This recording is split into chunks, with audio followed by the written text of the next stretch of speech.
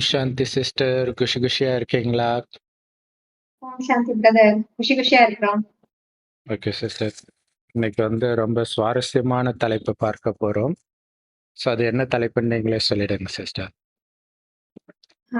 Black box அப்படின்னு சொல்லிட்டு black colour கிடையாது. ஆக்சுவலா அது உள்ளுக்குள்ள பிளாக் கலர் இருக்கும். பிளாக் பாக்ஸ்ன்னு சொல்லிட்டு பூமிக்கே ஒண்ணு செஞ்சு தயாராகி வச்சுக்கிட்டு இருக்காங்க. இப்பதான் தயார் பண்ணிட்டு இருக்காங்க. இன்னும் முடிக்கல ஃபுல்லா. அது எப்படின்னா இந்த பிளைட்ல எல்லாம் பிளாக் பாக்ஸ்ன்னு ஒண்ணு இருக்கு இல்லையா? பிளைட் ஆக்சிடென்ட் ஆகும்போது அது என்ன நடந்துச்சு, உள்ள பைலட் என்ன பேசிக்கிட்டாங்க, எப்படி நடந்ததுன்னு எல்லாம் டீடைல்ஸ் கலெக்ட் பண்றதுக்காக. பிளைட்டே எரிஞ்சா கூட அந்த பிளாக் பாக்ஸ் எரியாது. அந்த மாதிரி அதை வச்சு கண்டுபிடிப்பாங்க. அதே மாதிரி பூமியில என்ன நடக்குது, மொத்தத்துல இந்த சுற்றுச்சூழல், இந்த புவியீர்ப்பு, அந்த பூமியோட வெப்பநிலை எப்படி இருக்கு, கடலோட வெப்பநிலை எப்படி இருக்கு, சுற்றுச்சூழல் எப்படி இருக்கு, காலநிலை மாற்றம் எப்படி இருக்கு, வானிலை எப்படி இருக்கு, அப்புறம் அரசியல்ல என்ன நடக்குது, உலக நாடுகள்ல போர்லாம் எந்த அளவுல இருக்கு, மக்கள் எப்படி இருக்காங்க சமுதாயத்துல, யாரெல்லாம் எதிர்க்கிறாங்க, யாரெல்லாம் போராட்டம் எப்படி எல்லாம் நடக்குது, மொத்தத்துல பூமியோட கதை ஸ்டோரி அத்தனை பூமியில என்னென்ன நடக்குது அவ்வளவும் பதிவு பண்ற மாதிரி ஒரு பாக்ஸ். ஒரு 52 அடி நீளம், ஒரு 13 அடி அகலத்துல, அந்த அளவுக்கு பெரிய இரும்பு டைட்டானியம் அந்த மாதிரி ஹார்டான மெட்டீரியல் வச்சு அழியாத மாதிரி, என்ன வந்தாலும் அது அழியாது. அந்த மாதிரி பூமியே அழிஞ்சாலும் அது அழியாது. அடுத்து வர ஜெனரேஷன், எதிர்காலத்துல யாராவது வந்தா இந்த பூமியில என்ன நடந்தது, எப்படி அழிஞ்சது, இந்த மனுஷங்க என்ன மாதிரி இப்படி பண்ணி வச்சிருக்கிறாங்க, நம்ம இனிமே அந்த மாதிரி செய்யக்கூடாது அப்படின்னு தெரிஞ்சுப்பாங்க. இல்ல ஒருவேளை அதுல இருந்து மக்கள் காப்பாத்திட்டாங்க, இப்பதான் நல்லது நடந்து பூமி அழியாம பண்ணிட்டாங்கன்னாலும் அது ஒரு வெற்றி சின்னம் ஆயிடும். இப்ப நம்ம பழைய வெற்றி சின்னம் எல்லாம் பார்த்திருக்கோம். நம்ம கோபுரங்கள், சிலைகள், நம்ம அவங்க நம்மளோட பெருமையை தானே காமிக்குது, நம்ம அப்படி வாழ்ந்தவங்கிற பெருமையை காமிக்குது. இது ஒருவேளை மக்கள் வின் பண்ணிட்டாங்கன்னா, இந்த காலநிலை மாற்றத்தை கடந்து, இந்த கார்பன் எமிஷன், இப்ப நடக்கிற பேரழிவு அதெல்லாமே கடந்துட்டாங்கன்னா, மறுபடியும் அந்த பசுமையை கொண்டு வந்துட்டாங்கன்னா அது ஒரு வெற்றி சின்னமா மாறிடும் அப்படின்னு பார்க்கப்படுது அந்த பிளாக் பாக்ஸ் அப்படிங்கறத. அது ஆக்சுவலா நல்ல ஆரஞ்சு கலர் பாக்ஸா தான் இருக்கும். நல்ல பிரைட் ஆரஞ்சு கலர்ல இருக்கும். அது இந்த மாதிரி ரகசியங்கள் நிறைய உள்ள அடங்கி இருக்கிறது இல்லையா? அதோட இல்லாம உள்பக்கம் பிளாக்கா அடிச்சிருக்கிறதுனால பிளாக் பாக்ஸ்ன்னு சொல்லிக்கிறாங்களே தவிர நல்ல பிரைட் ஆரஞ்சு கலர்ல தான் அந்த பாக்ஸ் இருக்குமா. அது ஆஸ்திரேலியா பக்கத்துல டாஸ்மேனியா தீவுல இது உருவாக்கிட்டு இருக்காங்க.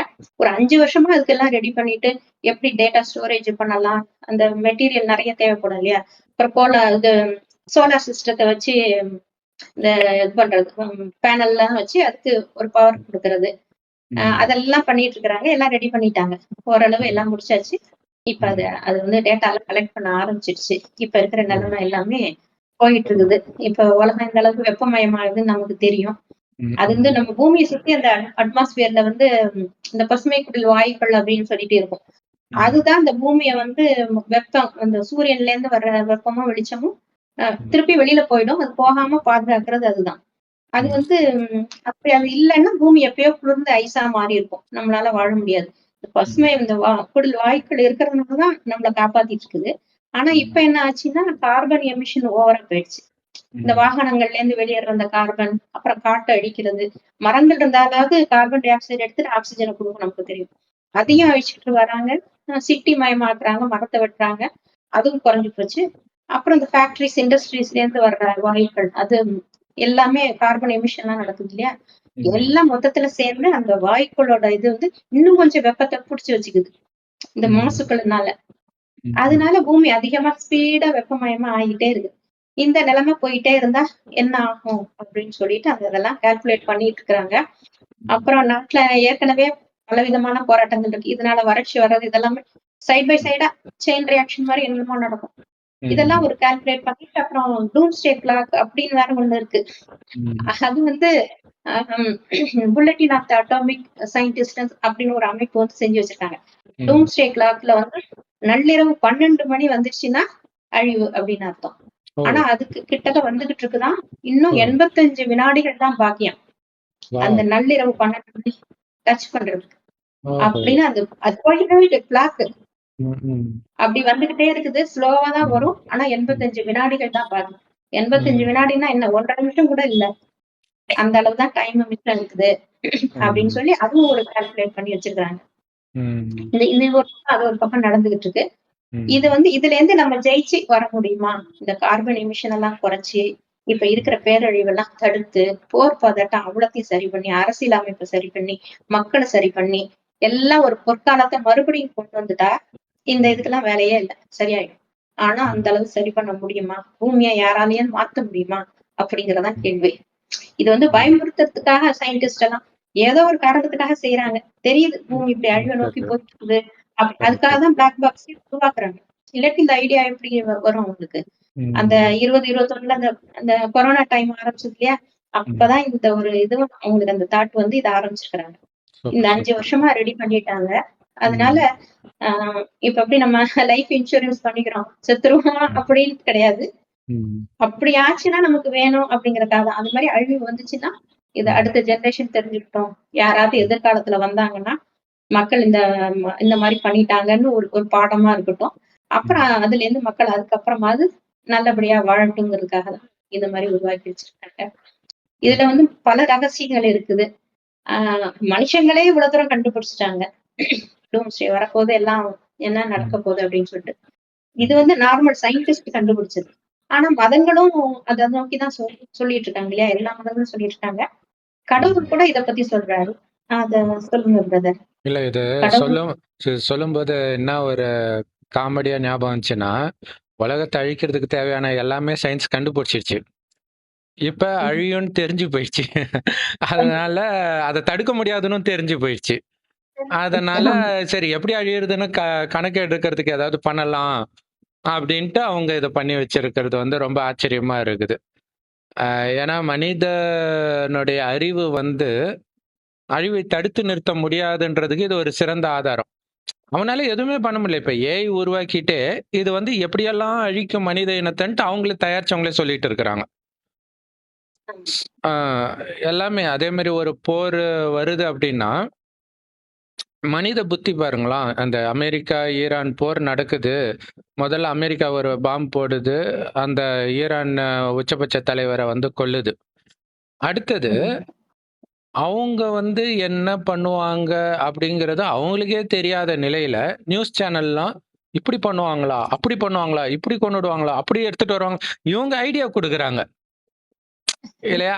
கரெக்டா இவங்க கொடுத்த ஒரு ஐடியாவை பிடிச்சிட்டு தான் அவங்க பண்றாங்க. அப்ப இது இது மனித புத்தி எப்படியெல்லாம் வேலை செய்யுது பாருங்க. ஸோ மனித அழிவுக்கு தேவையான எல்லா வேலையுமே அதுதான் மனித அறிவு வந்து இன்றைய காலகட்டத்தில் பண்ணும். இது வந்து தவிர்க்க முடியாதது. அதை தடுக்கிறதுக்கு எதுவுமே யோசிக்கல பாருங்க இல்லையா? ஏன்னா அதை கேட்க யாரும் தயாரா இல்லை. இப்ப அணுகுண்டு தயாரிக்கிறதை நிறுத்திட்டா எல்லாமே சரியாயிடும். ஆனா நிறுத்த யாரும் தயாரா இல்லை. தயாரிச்ச அணுகுண்டை எல்லாத்தையும் கடல்ல போட்டா சரியாயிடும். போடுறதுக்கு யாரும் தயாரா கிடையாது. ஏன்னா அதை வச்சு ஒரு பெரிய பிசினஸே நடக்குது இல்லையா? அமெரிக்கா கிட்ட இருந்து இந்தியா வந்து அணு ஆயுதத்தை ஏதோ ஆயுதம் வாங்கலன்றதுக்காக இந்தியா மேல டாக்ஸா. ரஷ்யா கிட்ட நீ ஏன் வாங்கின, எங்க கிட்ட ஏன் வாங்கல அப்படின்னு டாக்ஸ். ஏன்னா அப்ப இங்க என்ன நடக்குதுன்னா ஒரு பெரிய பிசினஸ் நடந்துட்டு இருக்குது.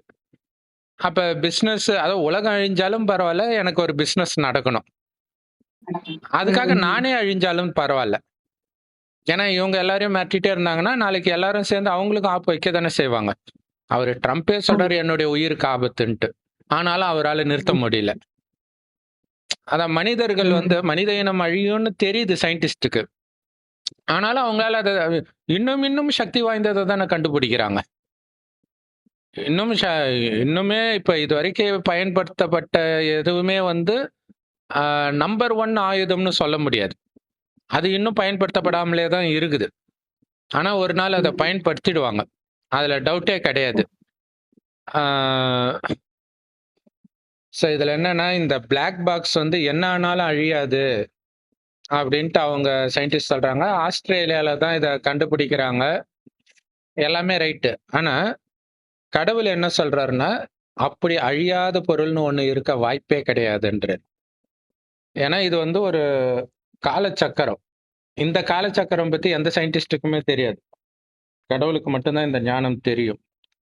இது வந்து 5000 வருட காலச்சக்கரம். இதோடைய சிறப்பம்சம் என்னன்னா நடந்ததே திரும்ப திரும்ப நடக்கும். அப்ப இப்ப நடக்கிறது எல்லாமே 5000 வருஷம் முன்னாடி நடந்தது. இந்த வீடியோ போடுறது உட்பட 5000 வருஷம் முன்னாடி இதே நாள் இதே நேரம் இதே வீடியோ தான் நம்ம போட்டிருக்கோம். அந்த அளவுக்கு துல்லியமா நடக்குதுன்றார். அதனால தான் ஒரு சிலருக்கு வந்து நடக்க போறது முன்கூட்டியே தெரியறதும் அதனால தான் காரணம். ஆனா, இவங்க இந்த பிளாக் பாக்ஸ வந்து கஷ்டப்பட்டு இவங்க தயாரிக்கிறாங்க. இருந்தாலும் அது எப்படி எல்லாத்தையும் எப்படி சேவ் பண்ணும்? இப்ப ஒருத்தன் மைண்ட்ல என்ன இருக்குதுன்னு அதுக்கு என்ன தெரியும்? இல்லையா? நடக்கிறத தான் இல்ல நடக்கிற இப்ப நிகழ்வ தான். இல்ல அப்படியே எல்லா டேட்டாவும் அது எப்படி அது புரியல. இப்ப YouTubeல எல்லாமே இருக்குது. ஆனா எல்லாத்தையும் எப்படி ஒருத்தன் பார்க்க முடியும்? அப்படி ஒருவேளை அது அது எல்லாத்தையுமே ரெக்கார்ட் பண்ணா கூட எல்லாத்தையும் எப்படி பார்க்க முடியும்? இல்லையா? இப்ப YouTubeல எல்லாமே இருக்குது தான். ஆனா எல்லாத்தையும் எங்க யார் பார்க்கிறா? இன்னொரு விஷயம் வந்து, அ அப்படி ஒருவேளை 5000 வருஷம் முன்னாடி கண்டுபிடிச்சு, அழியாம அது இருந்துச்சுன்னா, இப்ப கண்டுபிடிச்சிருக்கணுமே அத. ம். இல்லையா? அப்படி ஒருவேளை கண்டே பிடிக்க முடியல அப்படின்னா, அது இருந்தாலும் வேஸ்ட் தானே. அது எங்க இருக்குது ம். அப்படின்னு. ஆனா கடவுள் சொல்றது என்னன்னா, அப்படி அழியாத பொருள்னு ஒண்ணு இருக்க வாய்ப்பே கிடையாதுன்றார். 5000 வருடத்திற்கு முன்பு, அதாவது 5000 வருடத்திற்கும் முன்பு பழமையான ஒரு பொருள்னு சயின்ஸ் அடிச்சு விடுதுல்ல, இது மில்லியன் வருடம் முன்பு, ட்ரில்லியன் வருடம் முன்பு, அப்படிலாம் ஒண்ணும் கிடையவே கிடையாதுன்றார். இந்த 5000 வருஷம் தான். இங்க ஒரு பக்கம் மதங்கள் அடிச்சு விடுது. லட்சக்கணக்கான வருடத்திற்கு முன்பு ராமர் வாழ்ந்தார். அப்படி கோடிக்கணக்கான வருடங்களுக்கு அதே தான் சயின்ஸும் பண்ணிட்டு இருக்குது. ஏன்னா அப்படி இருந்தா கண்டுபிடிக்க முடியாதுல்ல. இப்ப இத்தனை வருடத்துக்கு முன்பு வாழ்ந்தாருன்னா கண்டுபிடிச்சிடலாம். அது லட்சம் கோடினா யார் போய் அதுக்கு ஆராய்ச்சி பண்ண போறா? சரி ஒருவேளை இருக்கும் போல இருக்குது அப்படின்னு நம்ம நினைச்சுக்குவோம். இன்னொரு விஷயம் கஷ்டப்பட்டு இவங்க வந்து இந்த ரெக்கார்ட் பண்றதெல்லாம் வந்து பண்ணிட்டு இருக்கிறாங்க. ஆனா அவங்களுக்கு தெரியாத ஒரு விஷயம் என்னன்னா, எல்லாருடைய ஆத்மாலயும் அவங்கவங்களுடைய நடிப்பு பதிவாயிருக்குது. அத ஆமா. தெரிஞ்சுக்கிட்டாலே போதும். அந்த பிளாக் பாக்ஸ் அவனுக்குள்ளேயே அந்த சயின்டிஸ்ட்குள்ளேயே இருக்குது. அதையே அவனால ஆமா. எடுத்து பார்க்க முடியாது. ம். நடிக்கும் பொழுது தான், 5000 வருஷம் முன்னாடி இதான் நடிச்சேன்னு தெரிஞ்சுக்கலாம். இந்த 5000 வருஷம் என்னென்ன ரெக்கார்ட் ஆயிருக்கோ, அதே தான் மறுபடியும் நடக்க போகுது. இது வேற ம். அந்த விஷயம் கரெக்ட். அது கடவுள் தான் கரெக்ட், சொல்லியிருக்கிறாரு. கரெக்ட். 1000 வருஷம் டிராமா என்னென்ன நடந்ததோ, அதே தான் திருப்பி அந்த 1000 வருஷம் அதே தான் சேம் திங் தான் நடக்கும். அப்படின்னு ம். சொல்லிட்டாரு. இவங்க கிட்டத்தட்ட அதே மாதிரி பதிவு பண்ணணும்னு நெனைக்கிறாங்க. அப்ப அது ஆல்ரெடி பதிவு ஆயிருக்கு. ஒவ்வொருத்தருடைய இன்னொருத்தரோட ஆத்மாவும் பிளாக் பாக்ஸ் தான். அவங்களுக்கு தேவையான இன்ஃபர்மேஷன் இல்லையா? மத்தது நமக்கு தேவையில்ல. நம்மள பத்தி தானே தேவை. அதனால தானே ஜாதகம்லாம் பார்க்குறாங்க. நம்மள பத்தி இன்ஃபர்மேஷனே நம்மளால எடுக்க முடியாது. ம். ஆனா, கடவுள் வந்து அத அத திறக்கிறதுக்கான வழிய சொல்றார். என்ன ம். சொல்றாருன்னா, 5000 வருடத்திற்கு முன்பு, அதாவது அப்ராக்ஸிமேட்டா சொல்றேன். ஏன்னா துல்லியமா 5000 வருஷம் முன்னாடி இப்ப நடக்கிறது தான் நடக்கும். ஆனா ஒரு ரஃப்பா 5000 வருடத்திற்கு முன்பு இந்த பாரத பூமி சொர்க்கமாக இருந்தது. அங்க வாழ்ந்தவர்கள தான் இன்னைக்கு வந்து நம்ம கோயில் கட்டி கும்பிடுறோம். தேவதைகள்னு. அப்படி இருந்தவங்க வேற யாரும் இல்ல. நீங்க தான்றார். மறுஜென்மம் எடுத்து எடுத்து அனைத்தையும் இழந்துட்டீங்க. சொர்க்கத்துல இருக்கும்போது, நமக்கு வந்து ஆத்மா பலமாக இருக்கும். அதனால நாம நினைத்ததெல்லாம் நடக்கும். எண்ணத்தின் மூலமாகவே உங்களால பல விஷயங்கள நடத்த வைக்க முடியும். அதுல குறிப்பாக இந்த குழந்தை பிறக்கிறது. இன்னைக்கு காமத்தினால குழந்தை, காமத்தினாலயும் குழந்தை பிறக்காம டெஸ்ட் டியூப் பேபி அது இதுன்னு போயிட்டு இருக்கிறாங்க. ஆனா சொர்க்கத்துல இந்த மாரி கஷ்டப்பட தேவையில்ல டெஸ்ட் டியூப் பேபி அது இதுன்னு. காமமும் கிடையாது. எண்ணத்தின் மூலமாக குழந்தை பிறக்கும். கணவனும் மனைவியும் நமக்கு ஒரு வாரிசு வேணும்னு நினைக்கும்போது, மனைவி கர்ப்பமாயிடுவா. ஸோ அங்க டவுட்டே கிடையாது. குழந்தை பிறக்குமா? பிறக்காதா? இந்த டவுட்டே கிடையாது.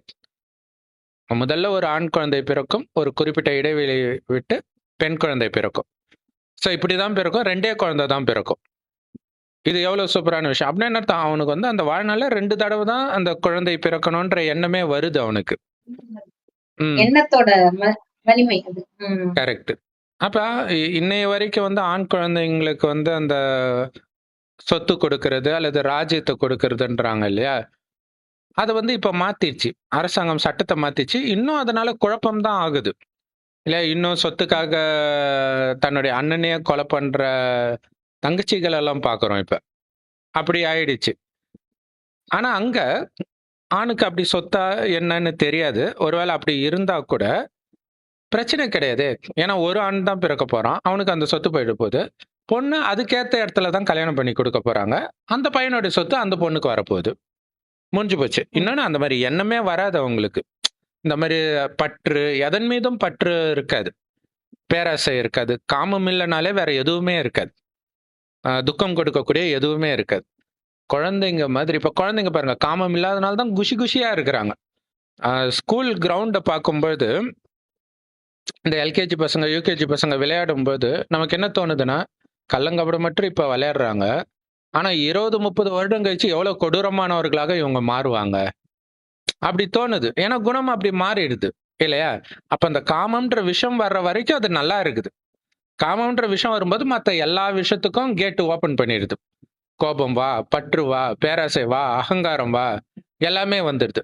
சொர்க்கத்துல காமம்னா என்னன்னு யாருக்குமே தெரியாது. அது எப்படி சாத்தியம்னு தோணும். ஒருவேளை அவ்வளோ அசிங்கமா இருப்பாங்களோ அப்படின்னு கூட தோணலாம். ஆனா அசிங்கமாக இருப்பதாக நாம நினைக்கிற இடத்துல தான் காமம் அதிகமாக இருக்குது உலகத்துல. ஆனால் சொர்க்கத்துல அவ்வளோ அழகாக இருப்பாங்க ஆண்களும் பெண்களும். அவங்கள வந்து போட்டோ கூட எடுக்க முடியாதுன்றார். அவ்வளோ வெள்ளையா இருப்பாங்களாம். இப்ப வெள்ளைக்காரங்கள நம்ம போட்டோ எடுத்தா அவங்க விழுவாங்க போட்டோல.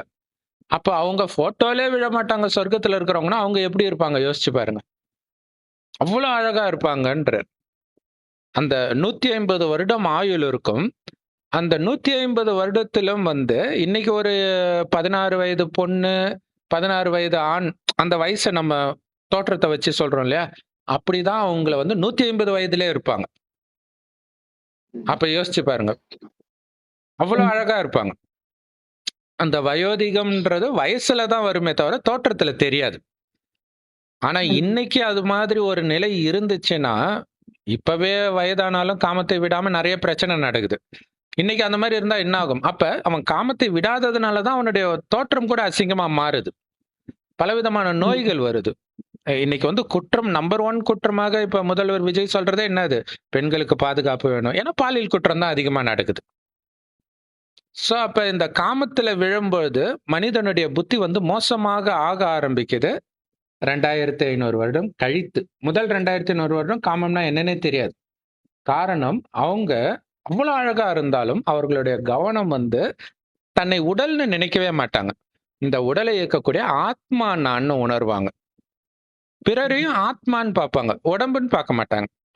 அப்ப அழகான உடல் இருந்தாலும் அவங்களுக்கு அது வந்து அழகா இருக்கிறாங்கன்னு தெரியும்.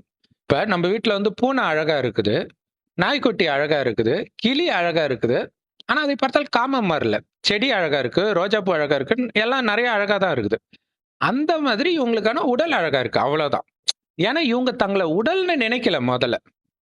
ஆத்மான்னு நினைக்கிறாங்க, ஆத்மாவ பார்க்கறாங்க. அப்ப அவங்களுக்கு காமம் வராது. ஆ. ஆத்மாவை கருவிதான் உடல் அப்படின்ட்டு. கார் வேற, கரெக்ட். டிரைவர் வேறங்கிற மாதிரி புரிஞ்சுக்கிறாங்க. அதனால கரெக்ட். அது மேல அவங்களுக்கு வரல. பற்று இருக்காது. அதனால அவங்களுடைய புத்தி வந்து தெளிவாக இருக்கும். இந்த மாதிரி இன்னைக்கு சயின்டிஸ்ட் வந்து நிறைய கண்டுபிடிக்கிறாங்க. இது ஒரு டைமுக்கு அப்புறம் நமக்கே ஆபத்தை விளைவிக்கும்னு அவங்களுக்கு தெரியல. இல்ல நிறைய விஷயங்கள் பார்த்தீங்கன்னா, அதோடைய வேஸ்ட்ட என்ன பண்றதுன்னே தெரியல அவனுக்கு. கடல்ல கொட்டுனாலும் மனிதனுக்கு தான் பிரச்சனை வருது. இல்ல அந்த மீனையும் தான் இவன் சாப்பிடுறான். அது இல்லாம எப்படியா இருந்தாலும் மனிதனுக்கு அது பிரச்சனைய குடுக்க தான் செய்யுது. அப்ப என்ன பண்றது? இந்த ரேடியோ ஆக்டிவ் வேஸ்ட்டா இருக்கட்டும், நெறைய விஷயங்கள் பிளாஸ்டிக்கே அப்படிதான்னு சொல்றாங்க. இது அவன் கண்டுபிடிக்கிறான். ஆனா, அதோடைய பின்விளைவுகள அவனால தடுக்க முடியல. அப்ப சரி, அப்ப கண்டுபிடிக்காமலாவது விடலாம்ல? அதுவும் முடியல. இல்லையா? துப்பாக்கி அந்த முதல்ல அந்த துப்பாக்கி வெடிகுண்ட தயாரிச்சவன், அத வச்சு ஏதோ படம்லாம் கூட எடுத்தாங்க. அவன் வந்து ரொம்ப வருத்தப்பட்டாராம்.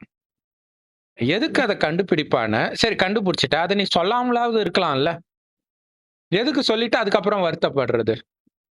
இப்ப ஏஐயும் அப்படிதான். இல்ல ஏஐ உருவாக்கி எல்லாருடைய வேலையும் போக போகுதுன்னு அவங்களுக்கே தெரியுது. சரி அது சொல்லாமலே விட்டுருக்கலாம்ல? அப்ப முடியாது. அதுதான் தமோ பிரதான புத்தின்றது. சதோ பிரதான புத்தி சொர்க்கத்துல இருக்கும்போது இந்த மாதிரி தேவையற்ற எண்ணங்களே முதல்ல வராதுன்றார். இதெல்லாம் வீணான எண்ணங்கள். மனிதனை அழிக்கக்கூடிய எண்ணங்களை உருவாக்குறது. ஏன்னா மனிதனை அழிக்கணும்னு ஒரு முடிவு பண்ணும்போது தானே அவன் இத பத்தி சிந்திக்கவே செய்றான். அந்த மாதிரி எண்ணமே வராது அவங்களுக்கு. அப்ப எப்படி இருக்கும்? அதனால தான் அங்க சிங்கமும் பசுவும் ஒண்ணா தண்ணி குடிக்கும் அப்படின்ட்டு பைபிள், குரான்ல எல்லாம் கூட சொல்லப்பட்டிருக்கும். அப்படி இருந்த இடம் நம்ம பாரத பூமி. ஆனா இன்னைக்கு உலகம் எப்படி மாறிடுச்சு இல்லையா? ஆனா இப்ப இறைவன் சொல்றாரு, சொர்க்கமாக இருக்கும் பொழுது உங்களுடைய குணம் எப்படி இருந்துச்சுன்றது உங்க ஆத்மால ரெக்கார்ட் ஆயிருக்குன்றார். அப்படி பிளாக் பாக்ஸ்ன்னு இவங்க வச்சுக்கலாம் அதை. அதை இப்போ ஓப்பன் பண்றதுக்கான வழியை சொல்றார். அது உள்ள இருக்குது. ஏன்னா இப்ப கலியுகத்துடைய குணம், கலியுகம் அழிய போகுது. அது கன்ஃபார்மா தெரிஞ்சு போச்சு. ஏன்னா கலியுகம் அழியறதுக்கு 100 வருடம் முன்பு தான் இறைவன் வரார். ஸோ கலியுகத்துல எப்படி நம்ம வந்து மோசமா போகணும்னு தெரிஞ்சுக்கிட்டு எதுவும் சாதிக்க போறது இல்ல. இன்னொன்னு வரப்போறது சொர்க்கம். அந்த சொர்க்கத்துக்கு நம்ம போகணும். அது எப்படி போக முடியும்னா, அந்த சொர்க்கத்தின் குணம் உங்களுக்கு வரணும். அது உங்க ஆத்மால ரெக்கார்ட் ஆயிருக்குன்றார். அதை எமர்ஜ் பண்ணணும். அதை எப்படி எமர்ஜ் பண்றது? இறைவன் சொல்றாரு, அங்க நீங்க எப்படி இருந்தீங்கன்னு நான் சொல்றேன்.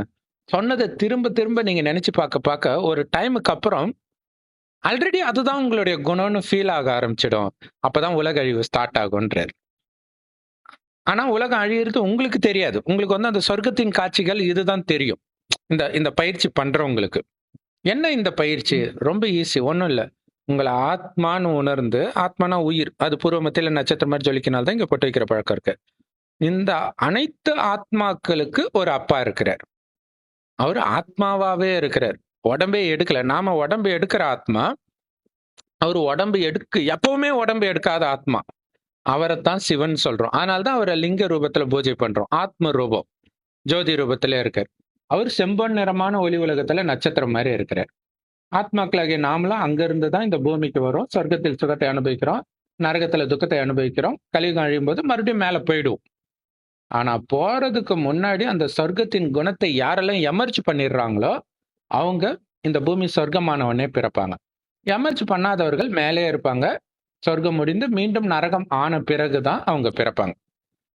சோ இப்ப அந்த பிளாக் பாக்ஸை ஓபன் பண்றதுல ஒரு நியாயம் இருக்கு. ஏன்னா சொர்க்கம் உருவாக போகுது இல்லையா? இப்ப லதா ரஜினிகாந்த் அவர்கள் வந்து ஏதோ ஒரு இயக்கம், ஏதோ ஒரு நல்ல பேர், இப்ப நம்ம வீடியோ கூட போட்டோம். மக்கள் சம்திங் ஏதோ ஒண்ணு. அப்ப அந்த இயக்கத்துடைய லட்சியம் என்னன்னா, அந்த பெண்கள் பாதுகாப்புலாம் இல்லாததுக்கு காரணம் என்ன? ஒரு 2, 3 தலைமுறை முன்னாடி அப்பெல்லாம் வந்து பெண் குழந்தைங்க எங்க போனாலும் சேஃப்டியா இருந்தாங்க. ஏன்னா எல்லாரும் பாத்துக்க ஒரு ஆள் இருந்தாங்க. இன்னைக்கு வந்து அந்த கூட்டு குடும்பம் இல்ல. அதுதான் காரணம். ஸோ இப்ப அது பண்ற ஒரு வேலையை இந்த வாலண்டியர்ஸ் பண்ணுவாங்க. அப்படின்ட்டு ஒரு 2, 3 தலைமுறைக்கு முன்னாடி இருந்த உலகத்தை எடுத்துட்டு வரணும்னு நினைக்கிறாங்க. அது நல்ல விஷயம். ஏன்னா இவங்க வந்து புதுசா ஒரு ஒன்னத்தை உருவாக்க போய் தான் எல்லாம் மோசமா போகுது. பழசு எப்பவுமே நல்லா தான் இருக்கும். இவங்க அதை மாத்தும் போது தான் மாட்டிக்கிறாங்க. அப்ப இறைவன் சொல்றாரு, 5000 வருடத்துக்கு முன்பு எப்படி இருந்தது? அவ்வளவு பக்காவா இருந்துச்சு. அந்த உலகத்துக்கு நான் உங்களை அழைச்சிட்டு போறேன். எப்படி அழைச்சிட்டு போறாரு? அந்த குணத்தை மட்டும் நீங்க உருவாக்குங்க. ஆனா அந்த குணத்தை உருவாக்க விடாம இந்த கலியுகத்தின் விஷயங்கள் தடை போட்டுக்கிட்டே இருக்கும். அதுதான் ராமாயணம், அதுதான் மகாபாரதம், அதுதான் பைபிள், குரான். இந்த தடை தான். அந்த மோசஸ் மூலமாக கடவுளை அழைச்சிட்டு போறதா காட்டுறது, ராமர் காட்டுல சுத்துறது. ஆனா ராமர் காட்டுல சுத்துறதா காட்டுறாங்க. ஆனா கடவுள் வழி நடத்துறாருன்றத காட்டல. அதே மாதிரி பாண்டவர்கள் காட்டுல சுத்துறது. ஏன்னா அனைத்தையும் இழந்து இன்னைக்கு காடு மாதிரி ஆயிடுச்சு. அதனால நம்ம சுத்திட்டு இருக்கிறோம். இப்ப புத்தியினால இது எதுவுமே கிடையாது இறைவனை தவிர, நான் அழியக்கூடிய உடம்பு கிடையாது, அழிவற்ற ஆத்மா.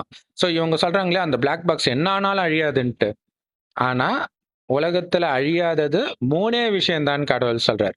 ஒண்ணு உங்க ஆத்மா. அது அழியாது. என்ன ஆனாலும் அழியாது. அதனாலதான் கீதையில இருக்கும். ஆத்மாவை எரிக்க முடியாது, வெட்ட முடியாது, நினைக்க முடியாதுன்ட்டு. அடுத்தது பரமாத்மா. அவரும் ஆத்மா தான். கடவுளும் ஆத்மா தான். அவரை தான் சிவன் இந்துக்கள் சொல்றோம். அல்லான்னு முஸ்லிம்கள் சொல்றோம். பரமபிதான் கிறிஸ்தவர்கள் சொல்றோம். கடவுள் ஒருத்தர் தான். அடுத்தது இந்த நாடகம். இதையும் அழிக்க முடியாது. திரும்ப திரும்ப அதே தான் நடக்கும். சோ அப்ப நான் அழிவற்ற ஆத்மான்னு முதல்ல உணரணும். பாவம் செய்தால் கலியுகத்துக்கு வந்துடுறோம். பாவத்தை எரிச்சு புண்ணியத்தை நிரப்பிட்டா சொர்க்கத்துக்கு வந்துரும். சோ பாவத்தை எரிக்கிறதுக்கும் புண்ணியத்தை நிரப்புறதுக்கும் ஒரே வழி, ரொம்ப ஈஸியான வழி, ஏழைகள் 1 பைசா இல்லாதவங்க கூட பண்ணக்கூடிய வழி. அது என்னன்னா, ஆத்மான்னு உணர்ந்து ஆத்மாவின் தந்தை சிவ பரமாத்மாவை செவ்வானத்தில் நட்சத்திரம் மாதிரி நினைவு பண்ணிக்கிட்டே இருக்கணும். மற்ற எல்லாமே நேர விரயம் தான். வேஸ்ட் ஆஃப் டைம் தான். மேல போறாங்க தேடி அங்க என்ன இருக்குதுன்னு தேடுறாங்க. ஒருத்தர் மார்ச்ல போய் குடியேறணும் அப்படின்றாரு. இங்க இருக்கிறதே காப்பாற்ற முடியலையா, அவர் அங்க போய் அங்க எங்கேயுமே இங்க இருக்கிற மாதிரி விஷயமே கிடையாது. மனிதர்கள் வாழக்கூடிய அல்லது எந்த ஜீவராசியுமே வாழக்கூடிய ஒரு சூழ்நிலை கிடையாது. அதை இனிமேல்ட்டு உருவாக்க போறாங்களாம். இங்க இருக்கிற சூழ்நிலையை அழிக்கிறவங்க எப்படி அங்க உருவாக்குவாங்க? அதனால அவங்க அவங்க புத்தியை வீணாக்க தான் செய்றாங்க. வேற வழியும் இல்ல. கலியுகத்துல எல்லாமே எல்லாமே நன்மைக்கு தான் நடக்குது. யாருடைய நன்மைக்கு? கடவுளின் வழிப்படி நடக்கிறவங்களுடைய நன்மைக்கு. சோ கடவுள் ஒரு வயோதிகர் உடல்ல இந்த ஞானத்தை கொடுக்கிறார். அந்த வயோதிகருக்கு பிரம்மான்னு பேர் வைக்கிறார். அந்த பிரம்மா வாய் வழியாக ஞானத்தை கேட்கிறவங்க தான் பிரம்மகுமார் குமாரிகள். அவங்க தான் சொர்க்கத்துக்கும் போறாங்க. அப்ப நடப்பவை எல்லாம் பிரம்மகுமாரிகளின் நன்மைக்காகவே நடக்குது. இல்லையா? ஏன்னா கலியுகத்தை அழித்தால் தான் சொர்க்கம் வரும். ஏன்னா இதே பூமி தானே சொர்க்கமாக போகுது.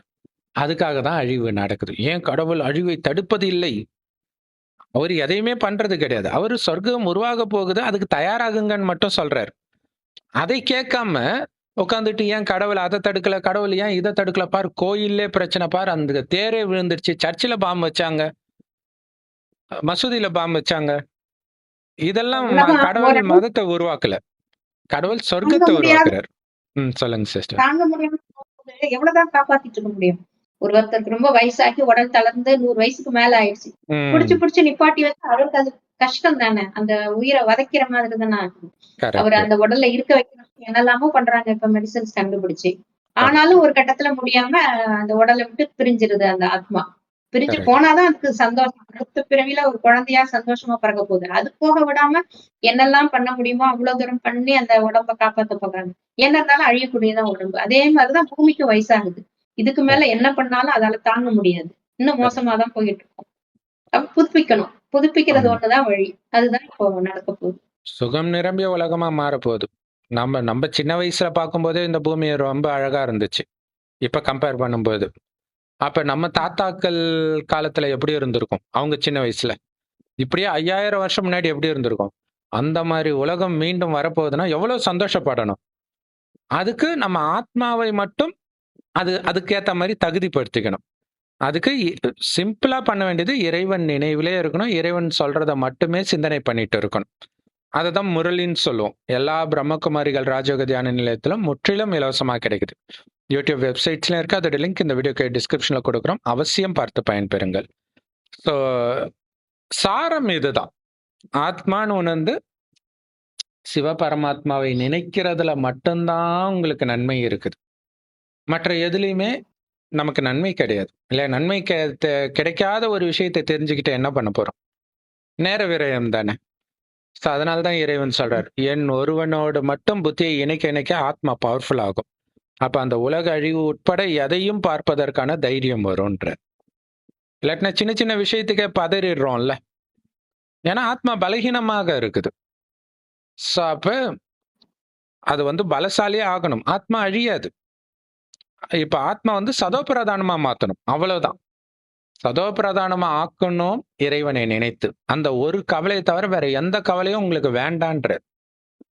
மற்றபடி என்னென்ன வேலை செய்றீங்களோ அதெல்லாம் செய்யுங்க. ஆனா நினைவு இறைவனோட மட்டும் இருக்கட்டும். ஏன்னா அதுதான் உங்க ஆத்மாவை தூய்மையாக்கும்.